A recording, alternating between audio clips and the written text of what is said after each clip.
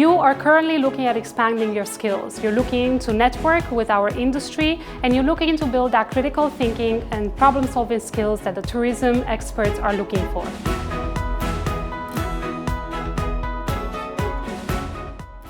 The Hospitality and Tourism Management program at George Brown College is a 2-year diploma program offering students the opportunity to learn about the multidimensionality of the tourism industry. The Tourism and Hospitality Management program is really all-encompassing, so we learned about everything from hotel and lodging operations to sustainable tourism. We learned about human resources as well as liability and risk management.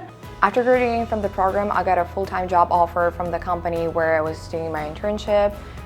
They liked my work. They saw that I had a good knowledge from my program. Members of the industry like us have confidence that graduates from this program have that global awareness, and that broader understanding makes for great business leaders for the future.